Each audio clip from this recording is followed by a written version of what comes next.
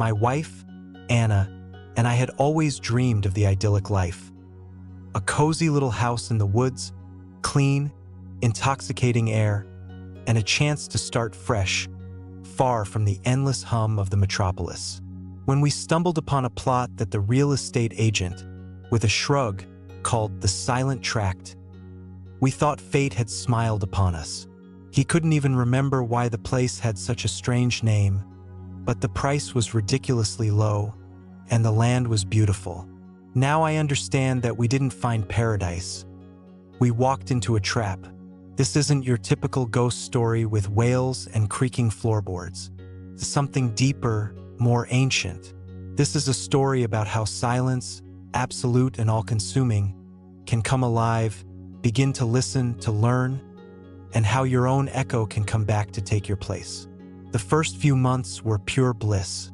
After 20 years in a city where the noise never stops, the silence here felt like a healing balm.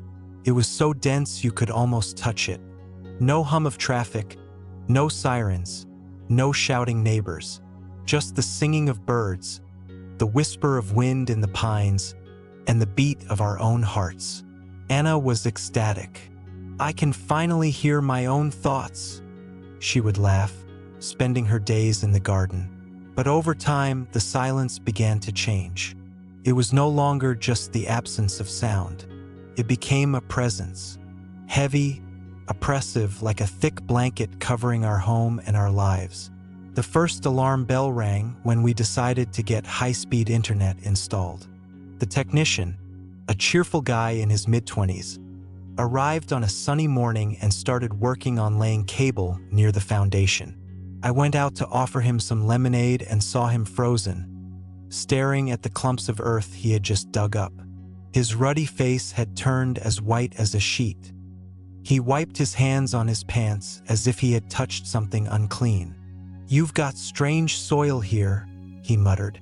Dropping his tools, he practically ran to his van, mumbled something about needing to get back to the office, and drove off, not even taking his expensive equipment.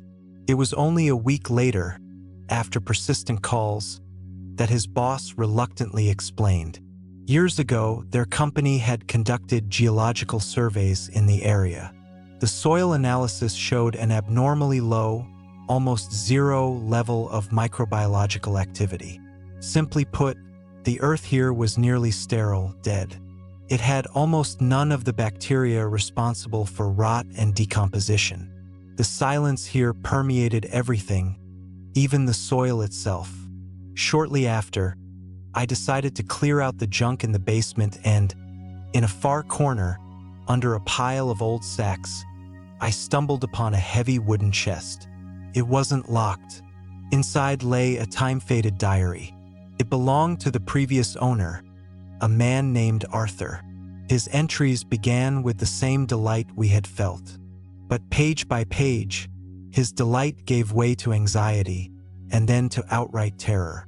May 12th. The silence here is music. I've never felt so at peace. June 28th. Sometimes I think the silence isn't an emptiness. It's listening. I've caught myself speaking my thoughts aloud, just to break it. August 15th. Something strange happened today. I was thinking all day about an old song from my childhood, but I didn't mention it to anyone. In the evening, in the complete silence, I thought I heard its melody, as if whispered on the wind. I'm losing my mind. September 3rd. It has learned to repeat my thoughts. It's no longer an echo. It's a mimic. It knows what I'm thinking before I do. The last entry was written in a trembling, almost unrecognizable hand. It has learned to speak with my voice. My wife spoke to me this morning, but it wasn't me. If you are reading this, run. Don't let it learn you. I showed the diary to Anna, but she just brushed it off as the ramblings of a lonely old man. But the seed of fear had been planted. The following week, after a heavy overnight rainstorm, I went outside to check the gutters. In the washed-out mud beneath our bedroom window, I saw a clear boot print. It was my size, a 43, but the tread pattern was completely unfamiliar. We were alone for miles around. It was the first undeniable proof that we were not alone. And then the silence broke. One night, I woke up with a strange feeling, as if someone was watching me. I opened my eyes and listened. In the far corner of the room, where the darkness was thickest, someone was there. I couldn't see them, but I could hear them. A quiet, steady, deep breathing. It didn't belong to Anna, who was sleeping peacefully beside me. It was calm, unhurried, as if whoever was breathing was waiting for something. They were patient. In that moment, our fragile peace was shattered forever. But the most terrifying day, the day my life ended, was yet to come. I was returning from a fishing trip, looking forward to Anna cooking the trout for dinner. It was a clear, sunny day. As I approached the house, I glanced into the kitchen window and froze in horror. There, at the stove, stood I, my exact double, in my old flannel shirt with my own messy hair. He turned to Anna, who was chopping salad, and said something to her. She let out the full-throated laugh that I loved so much. And then I heard his voice, my voice, say the exact phrase I had told her the night before. "You're the best thing that ever happened to me." A cold dread paralyzed me. This was not just imitation. This was a complete replacement. It hadn't just copied my appearance and voice.